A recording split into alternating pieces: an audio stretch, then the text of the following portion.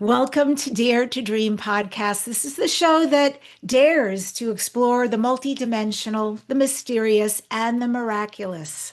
Today, my guests, Andy Tomlinson and Reena Kumarasingham, reveal groundbreaking discoveries on past lives, between lives experiences, near-death awakenings, and the profound truth that consciousness exists far beyond the brain. Stay tuned for a mind-expanding conversation. Dare to Dream podcast won 3 Talk Radio Positive Change Awards, the COVR Award for Best Podcasts, Whelp Magazine named Dare to Dream one of the top 20 best podcasts to listen to this year, and it's high ranking on Apple Podcasts. You can find us video on YouTube, Spotify, Rumble, and podcast on any major podcast platform, as well as BBS Radio. This show is sponsored by Dr. Dane Here and Access Consciousness. They do energy work out into the world. So if you'd like to learn how to become an energy healing facilitator or take one of their programs, go to drdanehere.com and accessconsciousness.com. You can unlock your cosmic potential with a phenomenal free starseed video and report for an engaging exploration that investigates many starseed species in depth. Learn your galactic origins, discover your star lineage, and your celestial ancestry now. It is a free gift from me to you. Go to debbie-shinger.com/starseed. That's DEBBIDACHINGER.com/starseed. You can watch me on Gaia TV. I did my second interview on the show called Beyond Belief. Go see my interview from last year and this year, completely different conversations, and also get a free 1-week Gaia TV subscription. So much amazing content to watch there. Go to debbie-shinger.com/Gaia. That's DEBBIDACHINGER.com/GAIA.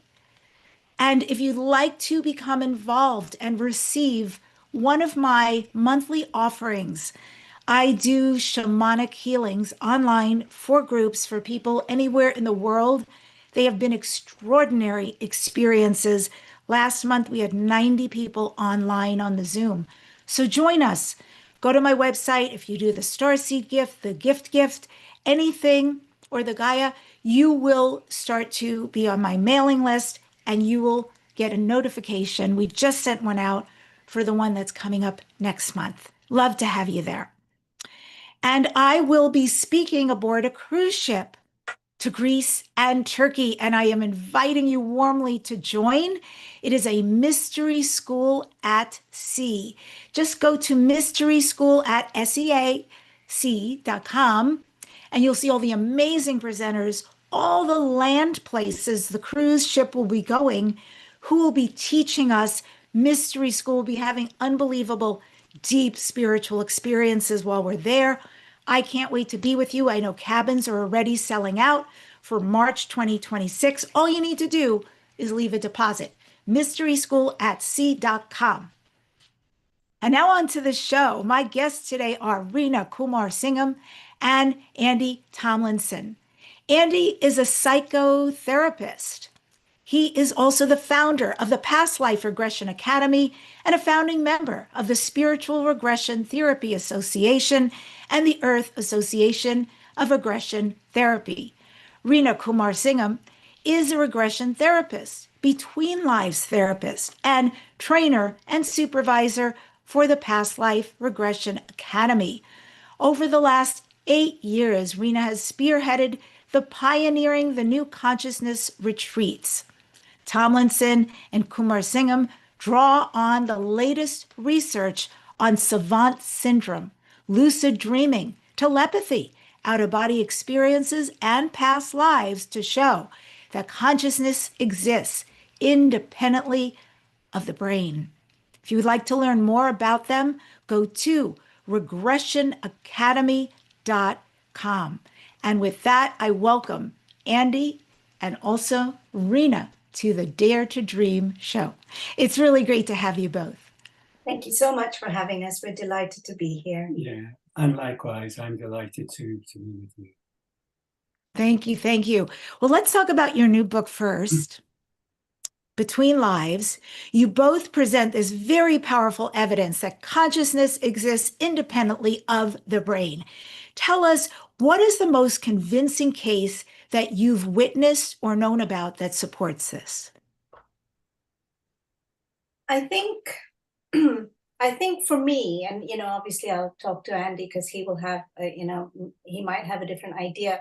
But I think for me, it's taking a multidisciplinary approach.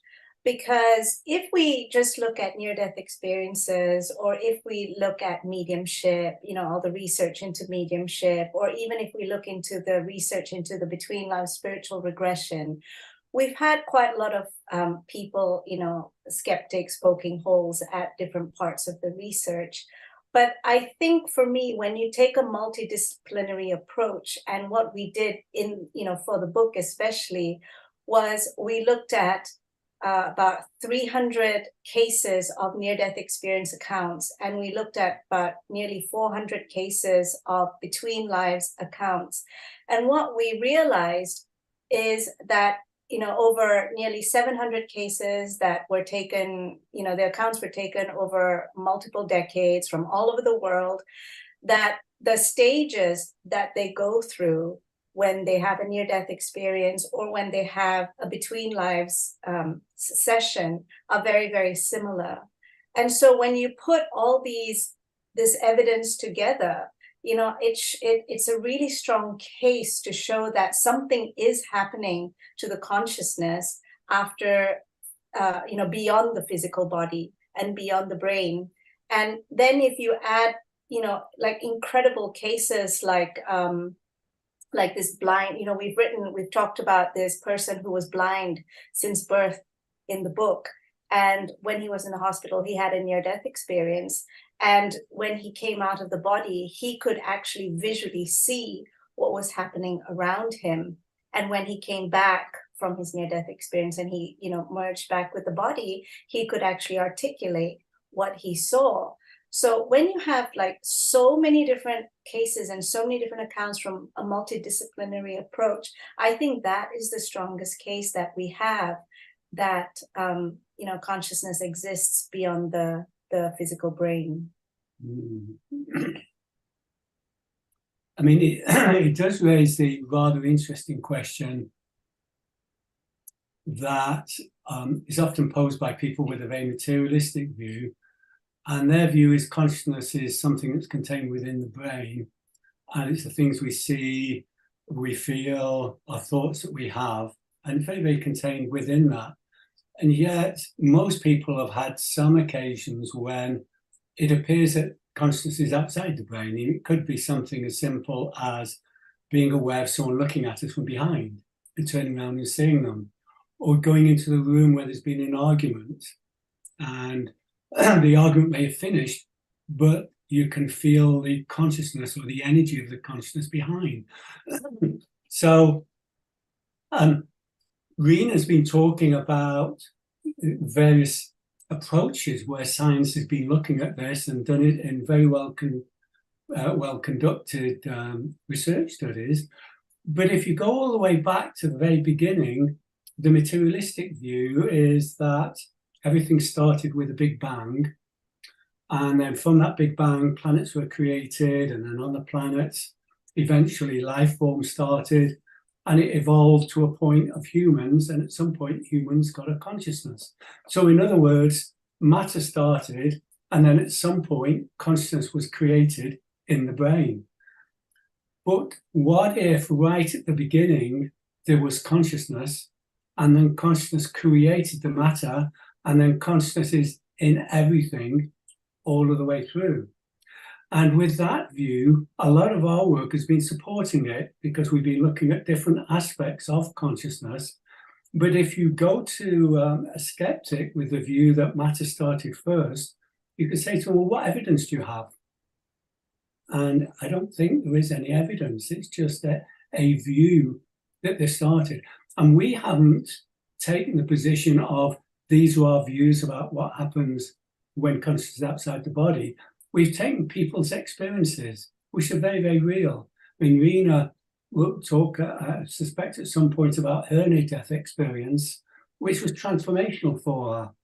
And for anybody to say, oh, that can't possibly be real because it was outside the body, would be an insult to the depth and the intensity of the experience she had. It's a little bit like someone saying, I just experienced love for the first time. And then someone saying, but hang on, love can't possibly exist because it doesn't fit into my model of how people work.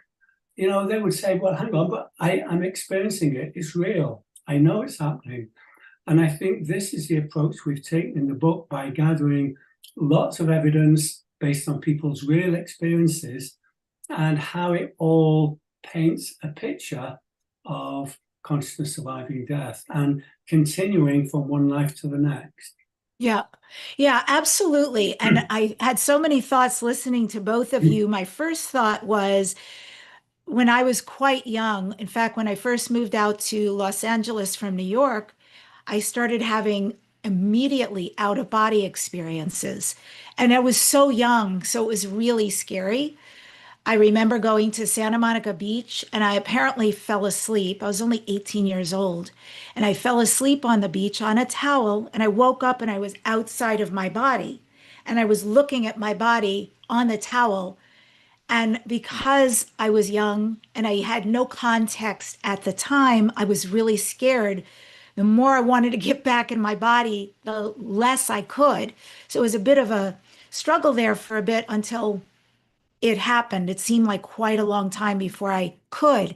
But I've had that. And then I had many other OBEs after that. And also, Eben Alexander's been on the show, Dr. Eben Alexander. And so I've, heard his extraordinary NDE story. And when you were talking about the consciousness piece, I was reflecting on this is actually a core piece of shamanism, that there is animism in everything and that there is no separation. That when they say we are one, I mean that cactus, that hummingbird, that river, that mountain, that sky, that rock, everything has a soul, has consciousness. And it's a really important part of shamanism to recognize how deeply connected we are, because that's actually where peace comes from, love, respect for one another, that there is no separation. So I love this idea you're talking about. Yes, thank you. And, just coming back to my near-death experience, I'll just tell you one because, we wrote about it in the book. But the one thing that happened to me that really struck me was when I left my body. And when I left my body, I had, no choice in the matter. And it felt like I was being pulled in a riptide, in an ocean riptide. And, and as I came out of my body, I let go, or I dropped a lot of the egoic consciousness. The things that I thought were important to me in life really didn't matter at that time. And as I dropped all those, I felt a very visceral, very palpable expansion of consciousness. And within that expansion of consciousness, I just felt a profound sense of peace and freedom that I had never felt before in life. And it was also very interesting when I came back into my body eventually, that expanded sense of consciousness was still there. And I've, and to me, the way I would describe it is I was more in tune with the subtle energies. We're so attuned to the gross, the very, very tangible, the physical, what we can see, what we can feel, what we can smell. But it's these subtle energies that I was suddenly in tune with. And I'll give you an example of how this worked. So just as as I was healing, I was at my balcony and I was looking out the back garden, and my neighbor was mowing his lawn. And Andy came to me and, just to check up on me. And I said to Andy, I said, our neighbor's having legal problems. And Andy asked me, how did you know? I said, well, I don't know. I mean, the grass is green, the sky is blue, the neighbor's having legal problems. It was just a fact of life for me at that point. And 1 week later, Andy was out in the garden and bumped into the neighbor, and the neighbor was sharing his legal problems with Andy. And what and obviously Andy shared this with me. And what I felt was, because my conscious, that subtle, the most subtle form of me was so expanded that it wasn't sort of, in a grid of belief systems or cultural conditioning, because everything had fallen away at that point.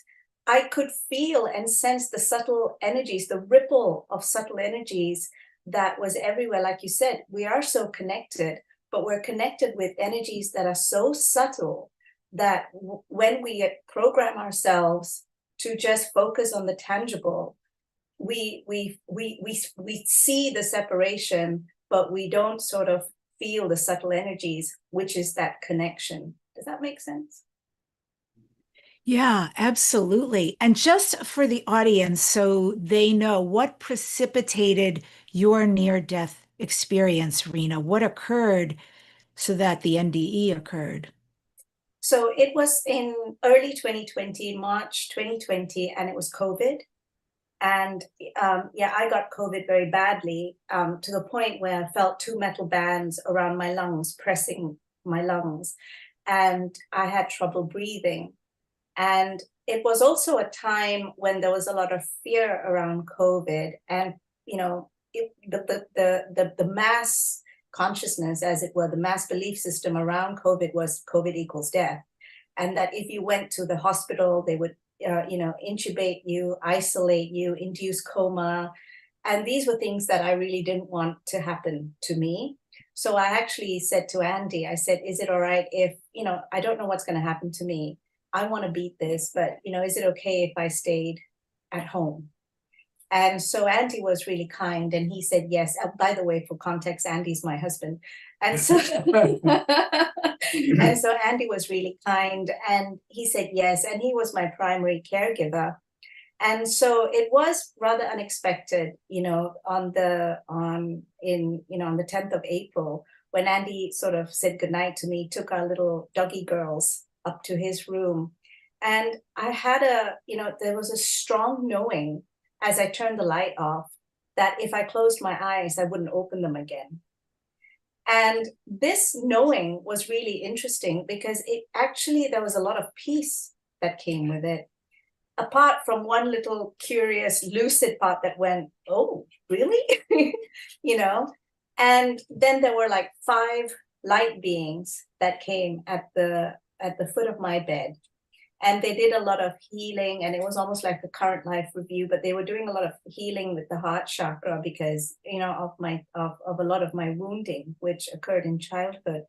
And then I was pulled up, and and then the first thing they did was show me the earth, and it had plumes of, and there was a grid around it that looked like plumes of smoke.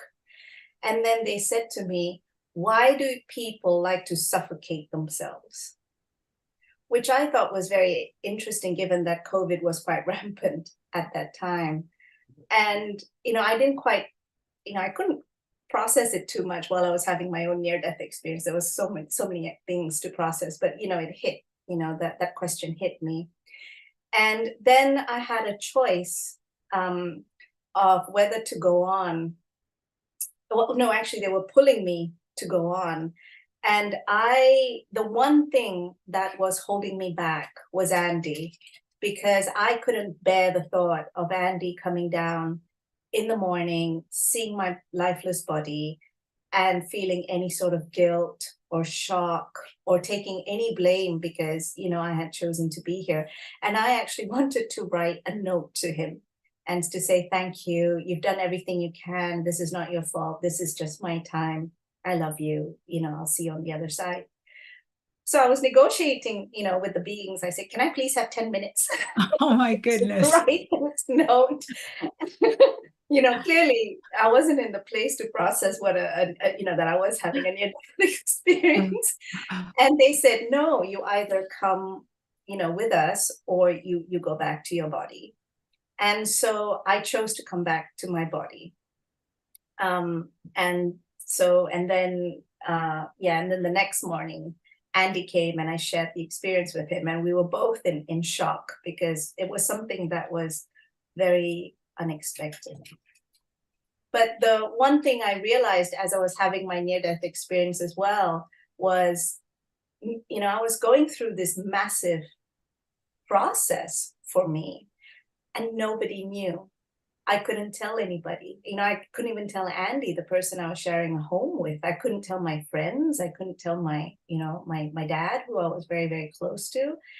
And so then, it was a very personal journey, but that sort of helped with the transformation of my life, in the sense that I just felt when I came back into my body, I just thought, when you have huge personal moments like this, and very, very few people would have been impacted by my passing, except for a small group of people, and I used to be a people pleaser.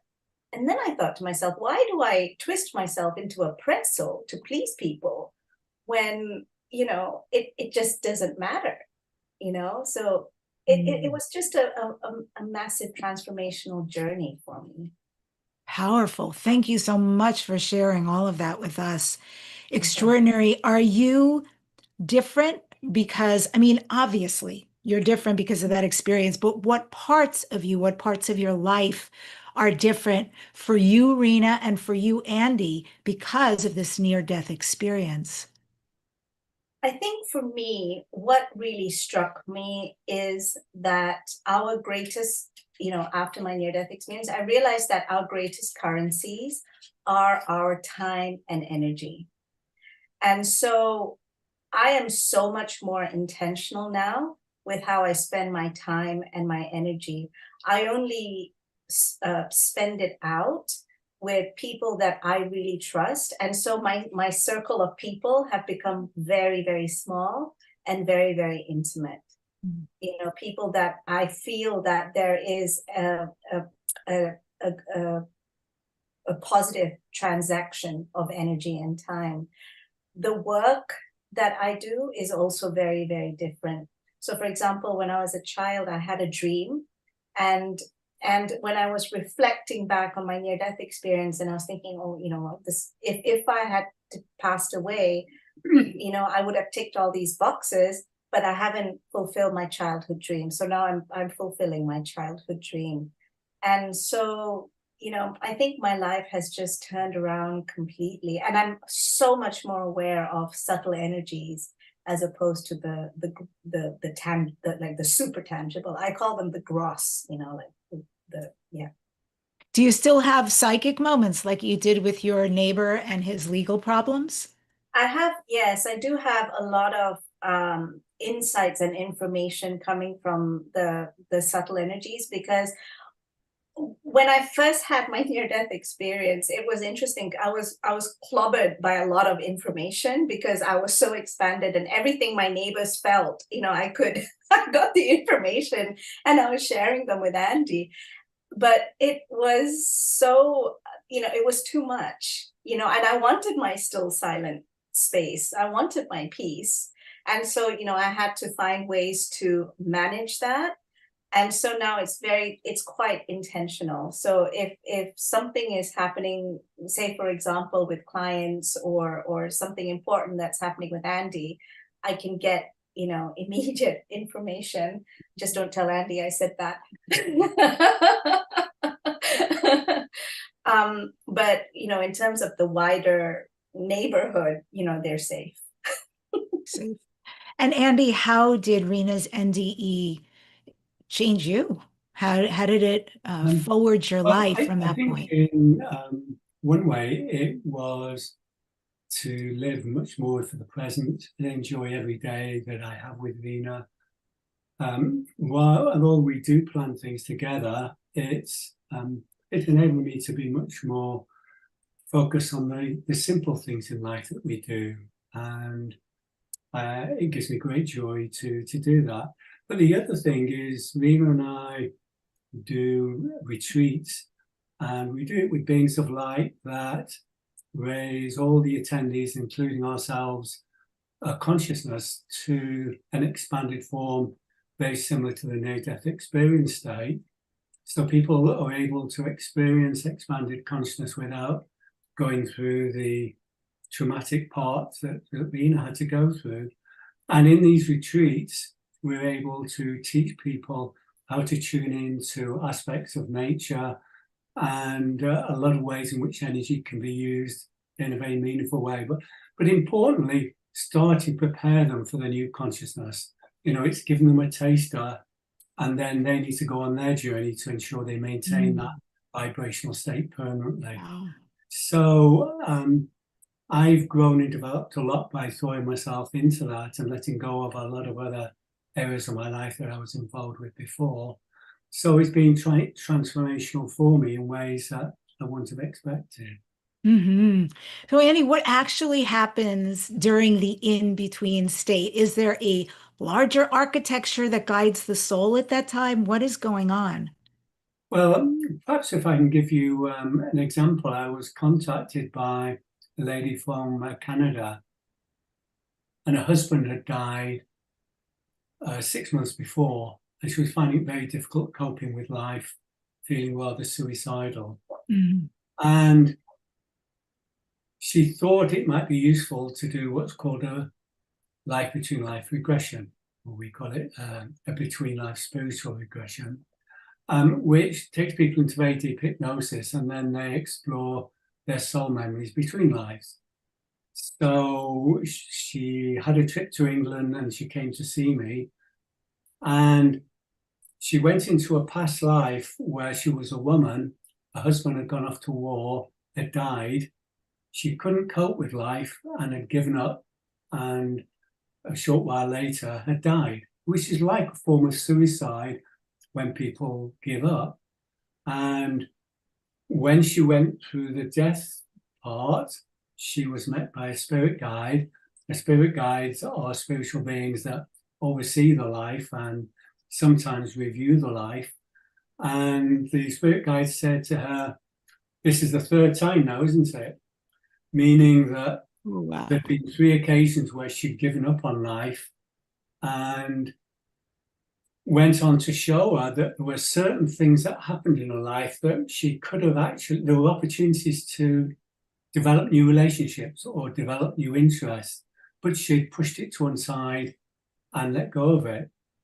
So she left the spirit guide and then went through to what's called a soul group, which are groups of souls that incarnate often in different roles to help each other in their lives, sometimes husband, wife, sometimes a child or a parent figure, or perhaps just a friend that helps somebody if they're going through a very difficult life.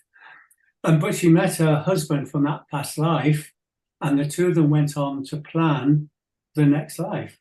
And they came up with various ideas, and one of them that felt like for the two of them, and the spirit guide agreed to it as well, was for them to have a life where she was a woman again. Her husband would be a man. He would die quite young, and she would have a lot of independence through developing lots of skills. So it would be easier for her to continue living without being reliant on her husband. And what her husband gained from it, he wanted to work through patience, and her job was to stop him rushing into new business ventures. So if he didn't rush into them, he would be successful. Whereas if he didn't show patience, there would be problems. So they were both helping each other. And when she came out of that regression, she kind of understood what had happened. And it was still her choice what she did with her life. But it gave her the spiritual perspective of looking at events in a completely different way. And she formed new relationships, got on with her life, and continued. And for her, she'd worked through a series of life events that she'd had problems mastering. And this is often what a lot of souls do, is they may want to work with a particular emotion or a particular life situation. And if they don't get it right, they may come back, try again, or they may even do a role reversal. If someone, for example, has been a victim, they may come back as a perpetrator just so they can experience the opposite, not as a punishment, but it's almost like to get a different perspective until the lesson is learned and people move on. And that really means that every life has got a purpose, even though we may not consciously know what it is. And there's an opportunity for us to grow and develop through the sort of life, through the sort of parents we have, through the situation we have. And all of us have got something called free will, which means there's never, ever a situation we can't do anything about it. It may seem really difficult. It may seem almost like it's a mountain. If we're in a powerless situation with an abusive husband or abusive wife, it can be very, very difficult working through it. But we have within us the ability to do that. And this is a wonderful thing, is that at this moment of time, there's so many resources around that there's enormous opportunity for people to work through these old wounds from the past, let go of them, raise a vibration, and then go on this amazing journey that we've been talking about into a new, different type of consciousness. Amazing. That is an amazing story. And I can imagine how different she was coming out from that, having this expanded vision of this has all been on purpose. Nothing's been done to her, but for her, actually. And so now she can become an active participant, changing the direction of her life and the choices she makes. That's very, very powerful.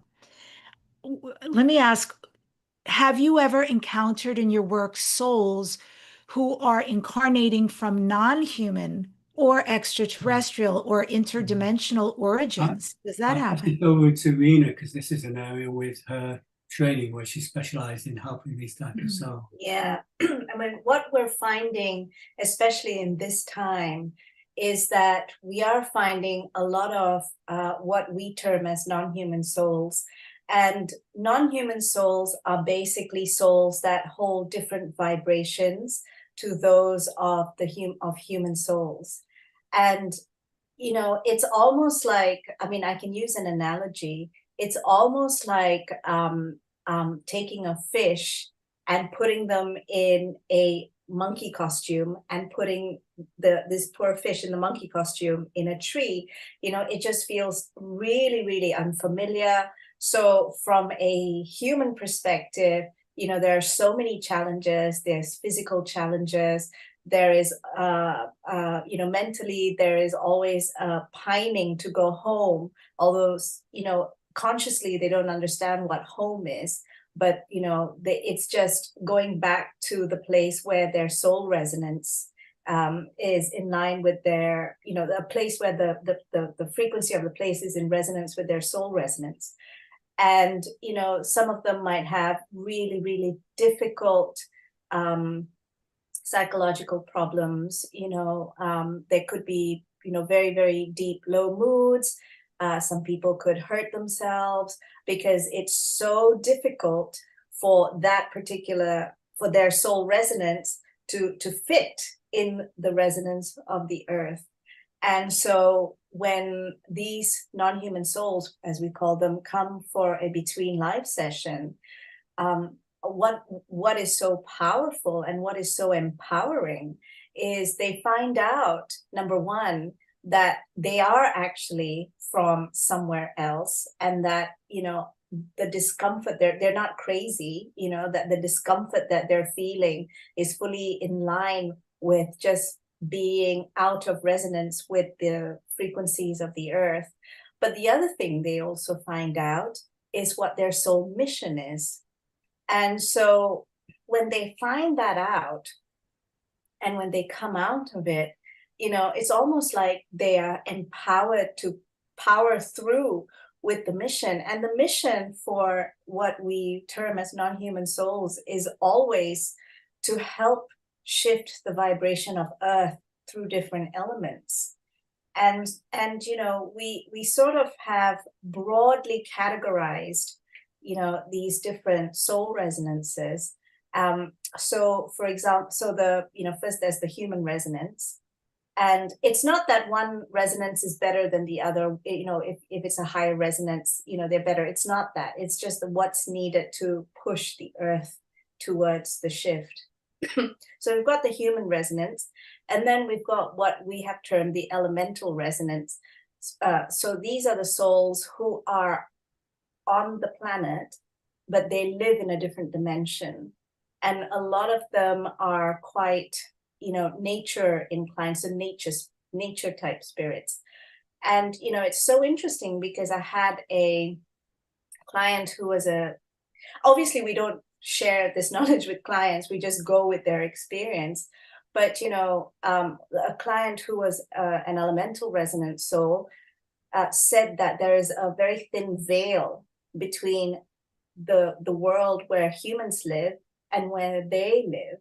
And so if, say, there's a bomb that goes off on our planet, the reverberations will hit their dimension as well. And so it's, you know, and their work is to help shift the resonance of the Earth so that their dimension is not as affected by, you know, a lot of the chaos and the drama that's happening on Earth. And a lot of these beings are incredibly sensitive. And when they, you know, and they crave, even in human bodies, they crave being out in nature. And then we've got what we have defined as like extraterrestrial resonant souls. So these are souls that are living, you know, their home place is outside the vibration of the planet, but they choose to incarnate on Earth. And, you know, they have various different frequencies, and they always come down with a mission.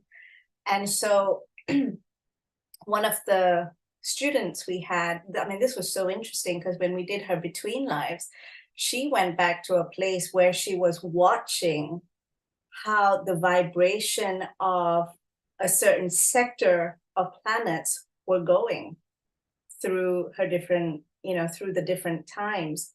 And so when they see that the vibration is a little bit skewed, they incarnate as a team and they come to Earth. And she was actually saying, when she came to after, she said to us, she goes, oh, she says, it's so sterile there. And what's actually quite colorful here are emotions. And, you know, she really then started to enjoy the emotions, well, you know, as much as you can, the emotional aspects of being on this planet. And then the highest frequency that we know of so far are called the star seeds frequency. And they are like super high vibration. They just come for a mission. And their sessions are very, very abstract, because even in session, you know, to filter that frequency, that energy through a human brain, to communicate it to us human, you know, brains, it sounds very, very abstract. But again, they've come down with a mission to help with the shift of the planet. Super powerful. Amazing to hear this and how you can assist people. And I know, because I do also a lot of work with star seeds, and also I interview a lot of people who channel extraterrestrials, very, very advanced civilizations.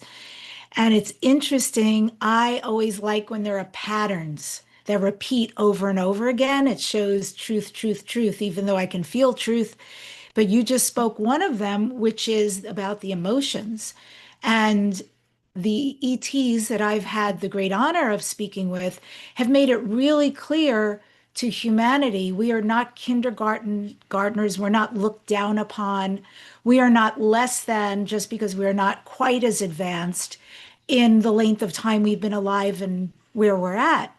But they say they honor us greatly because of the emotions we carry.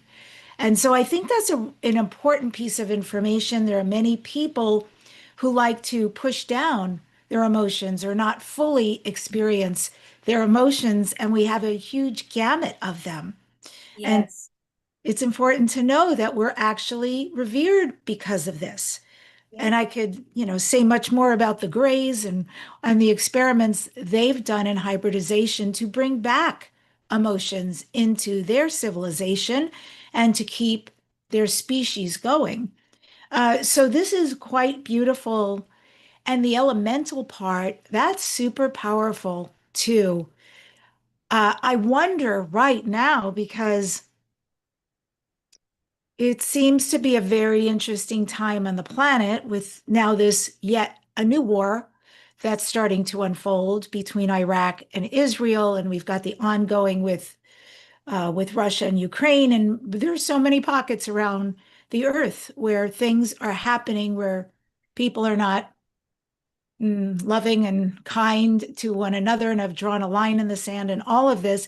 How do you see the elementals you're working with, or even the extraterrestrials? Because I know this is very concerning to them, these bombs, these nuclear possibilities.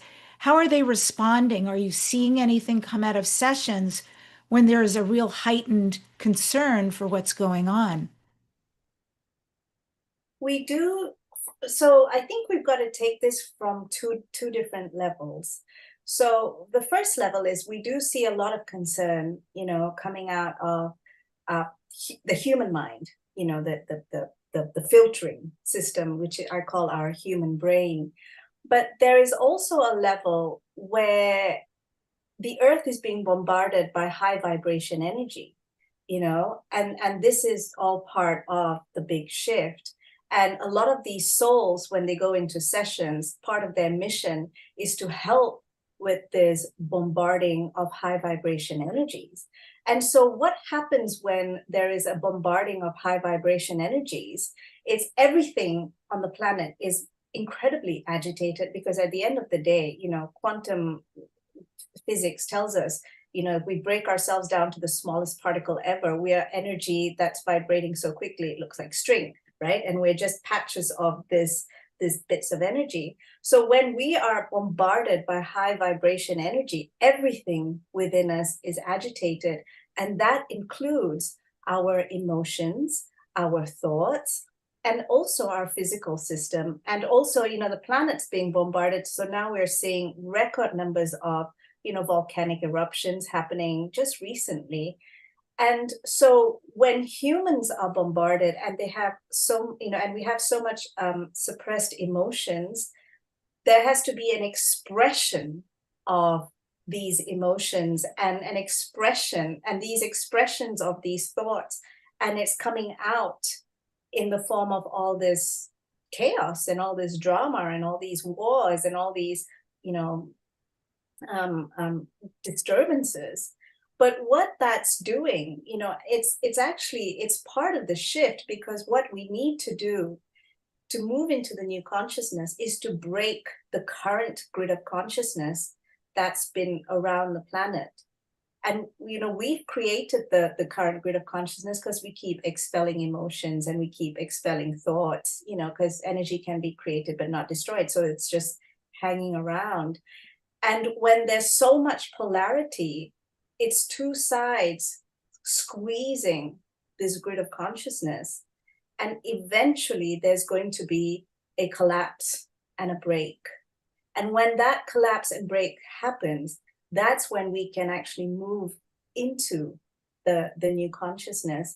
And so when we take people into sessions, they do recognize that their role is to help facilitate people in two ways. Number one, to help mitigate the fear of what happens when there is a collapse, because we're so used to it, yes, that when something we're used to collapses or when there's a change, there is always, like a reaction, like a fear-based reaction.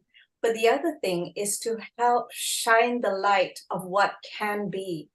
And so a lot of these people are also working on the what can be, to basically show people that it does, even if it collapses, there is a way forward. And that's what we're finding. Beautiful. Absolutely beautiful. Thank you for that. Andy, are there more shared death experiences today? What do shared death experiences suggest about the permeability between realms? Well, yes, this is when someone is at the bedside of someone who's in the process of dying. And when they actually die, the person starts to have an experience of being with them. So a little similar to the near-death experience, but they're not actually going through the near-death experience. They are actually as if they're joining that person on the journey. And whatever they're seeing, whatever they're experiencing, they're tuning into it. It's almost like their subtle body has been refined enough to go on that journey, and it's quite a profound experience for them. And there was one particular case, I think this was given by Bruce Grayson, who is one of the big pioneers in near-death experience. And he talked about the person having this shared death experience and being given some information about what had happened to another person that he couldn't possibly have known. And when he came back from that shared death experience and said what information he got, they went through and verified the information that he couldn't possibly have got that information any other way except through the shared death experience. So this is just another way in which people are having something with consciousness that's outside the body. And there's so many different ways in which people do it. And Reena started to touch on some of the others as terminal lucidity, which is one of my favorites, because it's so unbelievable almost from a materialistic point of view, because this is when people who are in a vegetable type state, perhaps from Alzheimer's or dementia, something that they're just being kept alive with through fluid intakes and things of that nature, not able to converse at all with anyone. And all of a sudden, about half an hour before they die, their eyes open and they're suddenly able to have a rational conversation and even recall things from childhood. And then they close their eyes and they pass away. And this has happened very, very frequently. But the problem is a lot of the people in the medical world just can't understand it. And it's the normal thing. If you can't understand it, hope it goes away and push it to one side. And there have been surveys, and they found that, possibly up to 10% of people who die, have this type of experience. So it's very common, and it has been going on for a long, long time. And finally, people in the medical world have started to write about it and publicize it. And again, this is another piece of the jigsaw. And it's putting all these pieces together that starts providing much more compelling evidence that consciousness survives death. And in fact, consciousness is all around us the whole time. And consciousness is in everything. We just need to open up our mind. And it almost reminds me of a story of when I took a trip into Brazil, and it was a boat going to see all the indigenous tribes. Quite fascinating trip. But on one occasion, we stopped at a lady who was providing herbs and healing for all the local natives. And they were traveling 1 or 2 days by boat to her to get these healing remedies. And it turned out she'd come from Colombia. And she was about, in the 70s and didn't speak any of the local languages. She only spoke Colombian. And I thought, if she arrived really young and didn't speak the local language, how did she know what herbs to have? And she had about 70 different herb plants in her garden. And she would just go through all the appropriate ones when someone came in for a problem, and then give them the remedy. And through an interpreter, I said, how did you get this information? And she said, I talk to the plants and the leaves, and they tell me.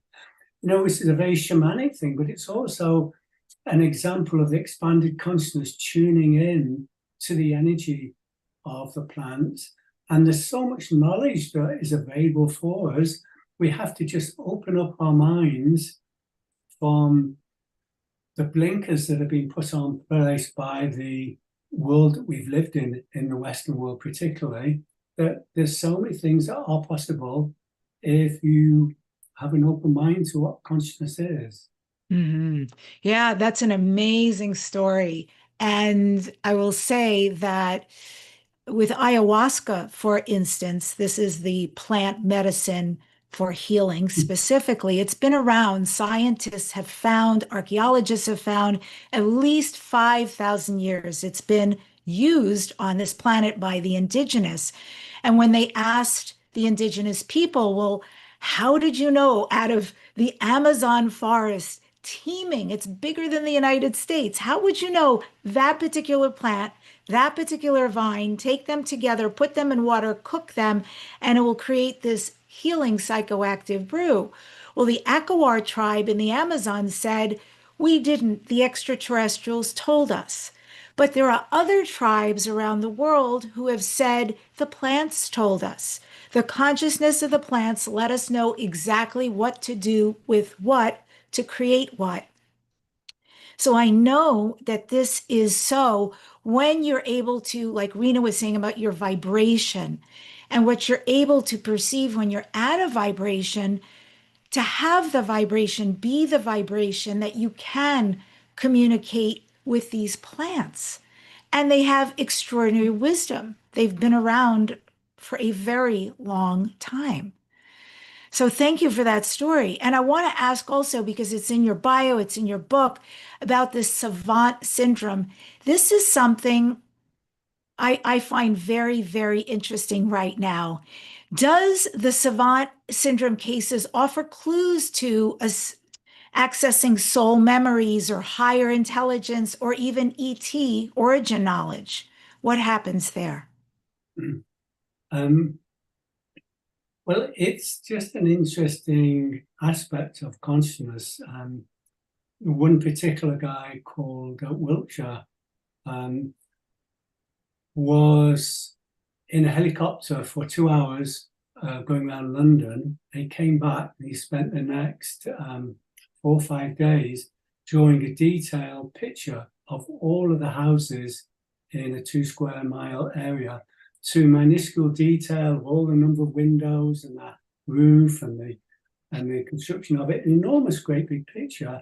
And he just saw it for those 2 hours and was able to get access to it. Now, we put that forward because it could quite well be that he's got a particularly adapted photographic memory, or it could be that he's able to tune in to another level of consciousness. And we were just introducing it at the beginning because it's useful to keep an open mind to everything. I mean, there's no evidence, there's no scientific research being done to establish exactly what the cause of that particular is, any more so than children who have remarkable gifts. You know, Mozart, who was able to, play musical instruments at a young age, or even start composing.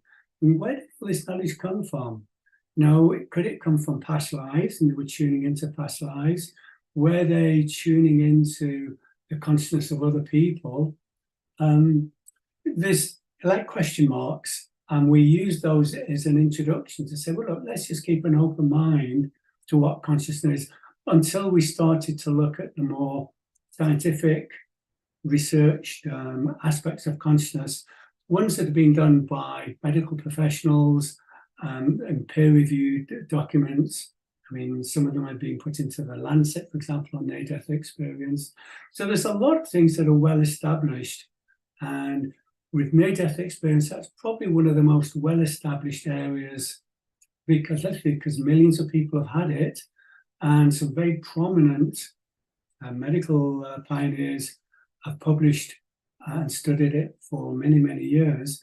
And we've simply just taken it further with the work we do with Between Lives and compare how the two parts go together. So these are all parts of an amazing jigsaw of what is consciousness. And I'm sure there's lots of other areas as well. We were recently talking to someone about experiences that people have when they're in a coma, which isn't something that we've studied ourselves, but it's opened up the door to another aspect of consciousness that we hadn't considered. So we hope this inspires people through the book to open their minds, start to do their own exploration, find other people's accounts. And half our book is dedicated to helping people expand their consciousness if they want to. I mean, you've talked about some ways in which people can do it through ayahuasca, so people can come through to the retreats that we offer. But there are a lot of things that are needed if people want to go through and doing a shift. And so we've indicated areas that people can do self-help work with to start shifting. For example, emotional issues. A lot of us are carrying emotional wounds from the past, and it manifests itself as reoccurring patterns. You know, I mean, a very simple thing would be like a phobia of spiders. You know, and every time you see a spider, you get the fear. But it goes in a lot deeper in powerlessness, anger, a lot of other emotions that go with it. So if people are going to move out of these lower vibrational emotions, they need to let go of them and work through it. So, you know, that's one area that we give suggestions, and we give various other areas that people can go on their own journey into an expanded consciousness through focus, through hard work, but from an inspiration through the information in the book. Amazing. So what's next? Where can people find you? Where can they buy your book, Between Lives? How can they work with you, etc.? So can I show the book? Please, absolutely, yes. Okay. So this is the book, Between Lives, and it's out now in the US on Amazon, Barnes and Noble, you know, all major book stores, and it's out on Kindle and audiobook all over the world. But tomorrow, the paperback version will be coming out in UK and the rest of the world. And so if people want to know more about me and my work, my website is www.reenakumarasingham.com, which is, you know, just my full name. Or if you want to know the shared work Andy and I do, it's www.pioneeringnewconsciousness.com. And this regressionacademy.com, what is that? A lot of my focus for 20 years was teaching people how to do past life regression. And through the academy, we trained over 500 people around the world in how to do that. And that work is something that I've passed on to people that I've trained to be trainers. Beautiful. And I'm trying to do less and less now. I am getting a little older. Every time I look in the mirror, it reminds me of a few extra wrinkles on my face. But I am very active with Reena in what we call Pioneering New Consciousness retreats. And these are the ones we mentioned, where for a week, people are able to be in an expanded consciousness state.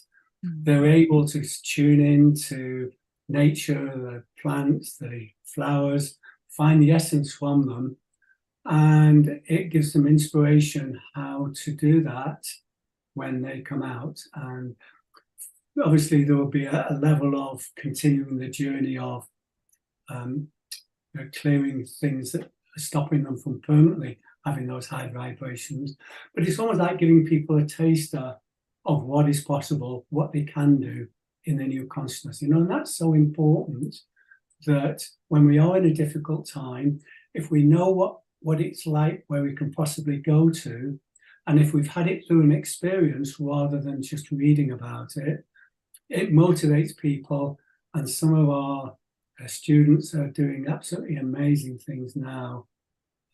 We're just so pleased that they're able to help this big shift in whatever way resonates for them. That's beautiful. So, Andy, Reena, this is Dare to Dream. What do you next dare to dream? What are your future dreams and goals? My future dream is my childhood dream, and that is to become a published fiction author.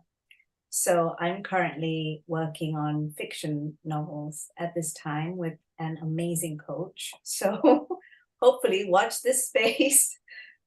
That would be my next goal and my dream. My dream is just to continue to be of service to the beings of light that are helping to do the big shift. And in whatever way I can be of help to them, then I'm quite happy to do that. Thank you both so much for the work you do and for coming on the show today. Thank you so much for having us, Debbie. It's been Thank such you, an amazing Debbie. discussion. Thank you. Yeah, beautiful. I end today's show with this reminder: consciousness is not a product of the brain. It is the eternal field from which all life emerges and returns. Subscribe to this #1 transformation conversation, Dare to Dream with Debbie Dashinger. Leave a comment and share. Thank you for liking and commenting. It makes a difference. Next week on the podcast, I'm speaking with Debbi Solaris, who's an ET contactee, interdimensional traveler, and a galactic historian. After a fateful extraterrestrial contact experience, Debbi awakened to her true star lineage and her higher calling. So be sure to tune in. Thanks for joining us today